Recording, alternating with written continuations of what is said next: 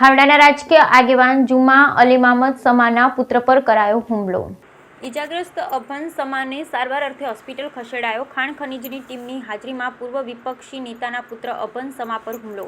ખાણ ખનીજ વિભાગને બાતમી આપી હોવાની વાતે મનદુખ લગાડી માર માર્યો। ખનીજ માફિયાઓ દ્વારા જાનલેવા હુમલો કરાતા ખાવડા પંથકમાં મચી ચકચાર। ધ્રોબાણાના કાસમ સિદ્દીક નામના શખ્સ દ્વારા ધોકા વડે જાનલેવા હુમલો કરાયો। ઇજાગ્રસ્તના વાહનમાં પણ તોડફોડ કરાઈ।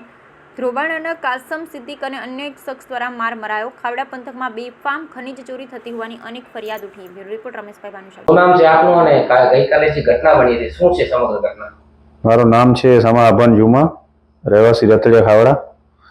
ઘટનામાં બીજો કાંઈ નહોતો, હું બોર્ડર બાજુ જતો હતો એટલે આગળ ખાણ ખનીજની ગાડી ઊભી હતી એટલે એને મને હાથ ઊંચો કર્યો એટલે મને ઓળખે છે, મારી લીજ છે મારા બાપાના નામે ખાવડામાં, એટલે એને મને ઊભો રાખ્યો કે અબનભાઈ કઈ બાજુ જાઓ છો? એટલે હું બોર્ડરમાં જતો હતો એટલે કે પાણી હોય તો તમારી ગાડીમાં દેવો। મેં કીધું ભાઈ મારો તો રોજો છે, ગાડીમાં હોય તો તમે લઈ લ્યો, કદાચ હશે બોટલ એટલે હું ઊભો હતો, એનાથી વાતચીત કરી લગભગ 5-10 મિનિટ ઊભો હતો એટલે આવ્યો કાસમ સિદ્દીક, ધ્રોબાણાનું છે, એ આવીને હું ડાયરેક્ટ ગારોમાં ચાલુ થઈ ગયો। મને બોલી ગારો, મને કે તમારો અહીંયા શું છે? મેં કીધું ભાઈ હું તો બોર્ડરમાં જાઉં છું, બધા જાય છે એટલે મારો અંદર ગાડીઓ હાલે છે, હું જાઉં છું બોર્ડરમાં, કે બોર્ડર તારા બાપનું નથી। મેં કીધું ભાઈ તો બોર્ડર તો બધાની છૂટ છે।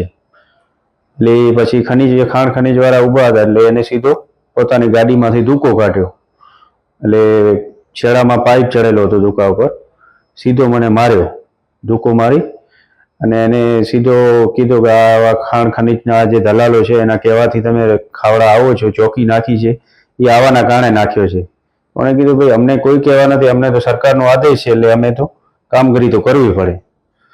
બાકી ખાણ ખનીજની એની ગાડીઓ હાલે છે ખનીજમાં, પથ્થર હોય કે રેતી હોય કે જે હોય, પણ એને એવું થોડોક મન દુઃખ થયો છે કે ખાણ ખનીજ વાળા જે આવ્યા છે એ અબનભાઈ જ અહીંયા ચોકી બોકી નખાવી છે એટલે એ ચોરી કરતો હશે એટલે એને તકલીફ પડી હશે, અને 10-15 એમની ગાડીઓ છે હાઈવા ડમ્ફર, એટલે ચોરી તો કરતો હશે તો જ એને મન દુઃખ થાય ને। ખાવડામાં તો બીજા ઘણા છે, આજે 10 દિવસ થયા એને ચોકી એ નાખી છે, કોઈ માણસ નથી બોલ્યો, એને થોડોક એવો ડાઉન કર્યો, એની ગાડી બંધ થઈ ગઈ। મારી તો પોતાની લીજ છે એટલે હું કાયદેસર